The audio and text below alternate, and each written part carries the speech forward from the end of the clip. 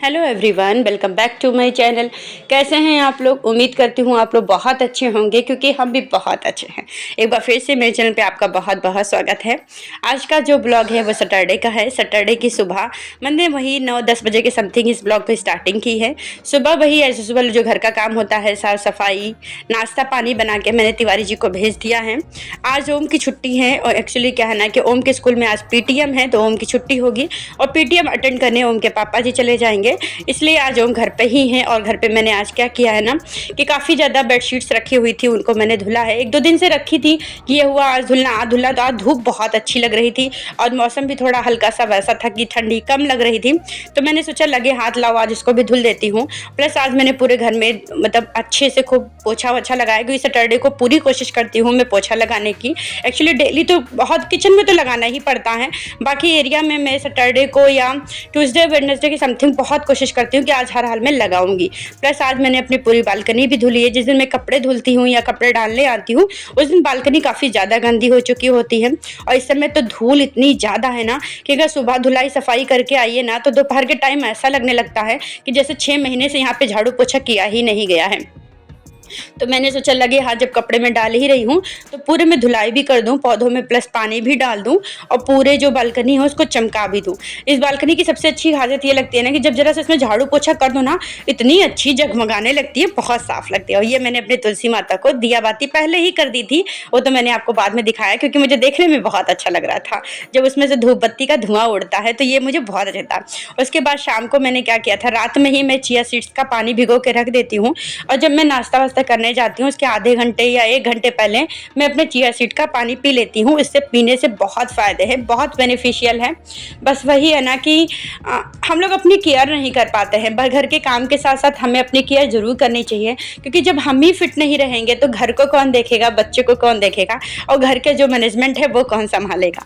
इसलिए सबसे पहले अपने आप को ध्यान दीजिए थोड़ी बहुत, उसके बाद फिर घर पे और फिर मतलब बच्चों पे घर पे ध्यान दीजिए।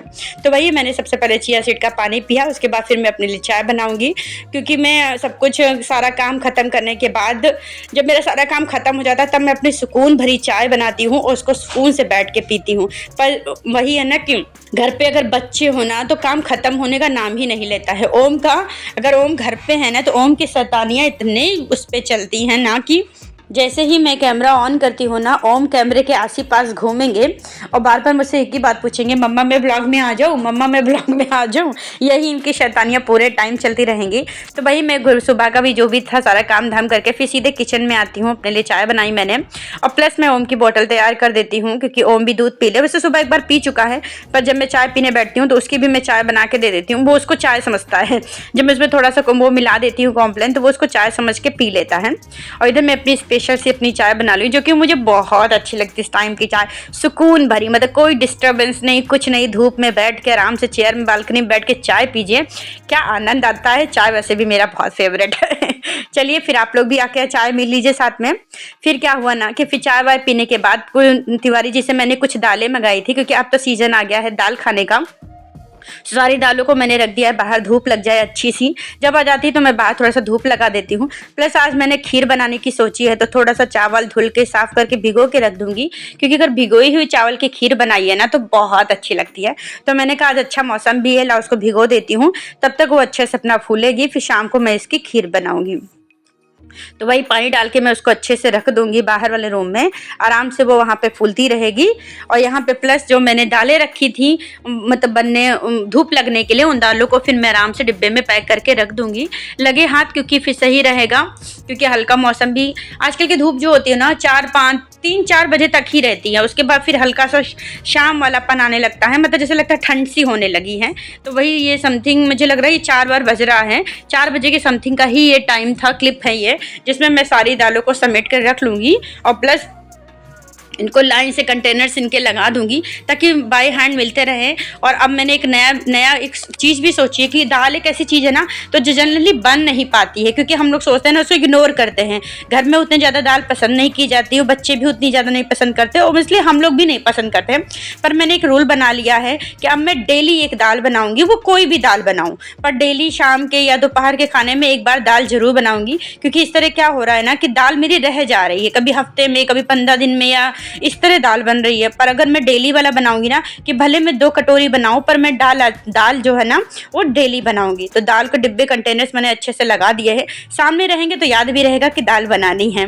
और प्लस जो मेरे कपड़े भी अच्छे खासे सूख गए थे, मतलब जो बेडशीट्स थी अच्छे से सूख गई थी, तो उनको खूब अच्छे से फोल्ड करके उनकी जगह पे रख दूंगी। क्योंकि कपड़ों की एक आदत होती है, एक बार आपने समेट के अगर कहीं रख दिया तो उसका मुहूर्त ही निकालना पड़ेगा, तब जाके कहीं वो फोल्ड होती है। मेरे साथ अक्सर ऐसा होता है, अगर मैंने कपड़े उठा के एक बार रख दिया और उसको तुरंत का तुरंत अगर फोल्ड नहीं किया तो कहीं हफ्ता 10 दिन 15 दिन हो जाए वो ऐसी ही चेयर पे पड़े रहेंगे।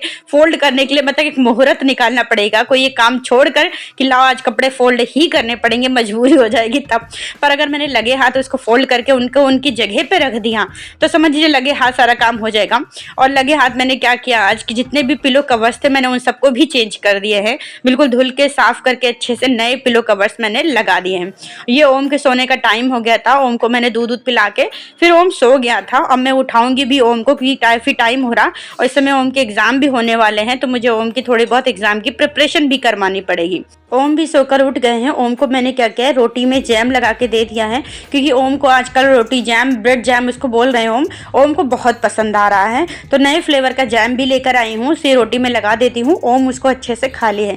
और सो के उठने के बाद कहते हैं बच्चों को थोड़ा बहुत कुछ खिला पिला भी देना चाहिए, तो वही अपनी मासूमियत दिखा रहे हैं हमको। उसके बाद फिर मैंने पढ़ाने बिठाला, तो कह रहे हैं मम्मा क्या पढ़ना जरूरी होता है क्या? मैंने कहा हाँ अच्छे बच्चे पढ़ाई करते हैं। तो हमसे कह रहे हैं कि मम्मा फिर तो आप तो गंदी बच्ची हैं। मैंने कहा क्यों? क्योंकि आप तो पढ़ाई नहीं करती है। इस तरह की बातें, जैसे जैसे बातें करना सीख रहा है ना, जो बातें करता है ना ऐसे ऐसे सवाल पूछेगा ना कि आपको कंफ्यूज कर देगा कि अब इसका जवाब क्या देना है।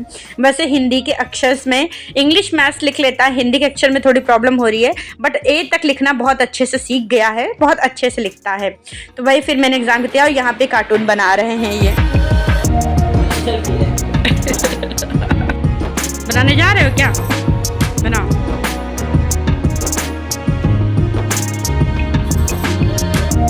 क्या बनाए हो? हमको लगा पापा जी बना रहे हो।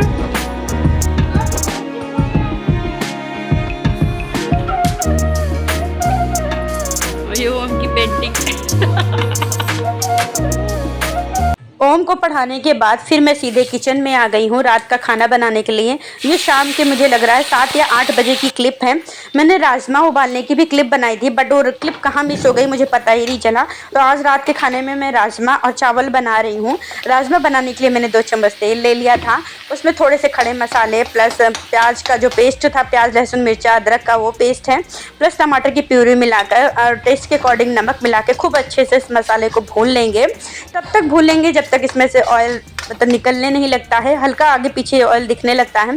प्लस उसमें थोड़ा सा मैं VIP गरम मसाला भी डालूंगी, जिसका टेस्ट मुझे बहुत अच्छा लगता है। और ये राजमा मैंने खूब अच्छे से उसमें डाल दिया है और खूब अच्छे से ये मसाला पक जाएगा। मैंने राजमा की रेसिपी आपके साथ मतलब अच्छे से नहीं शेयर की है, क्योंकि मैं ऑलरेडी एक बार राजमा की रेसिपी आपके साथ शेयर कर चुकी हूँ। अगर उसकी क्लिप मिले मतलब उसका अगर लिंक मिलता है तो मैं नीचे डिस्क्रिप्शन बॉक्स में उसका लिंक जरूर दे दूँगी। आप एक बार जाके जरूर देखिएगा कि मैंने राजमा किस तरह बनाया, उसमें मैंने बहुत अच्छे से बताया है कि राजमा कैसे क्या बना है। और एक तरफ मैंने चावल भी रख दिया है उबलने के लिए, मतलब एक तरफ राजमा बनता रहेगा और दूसरी तरफ चावल भी मेरा अच्छे से खूब बन जाएगा।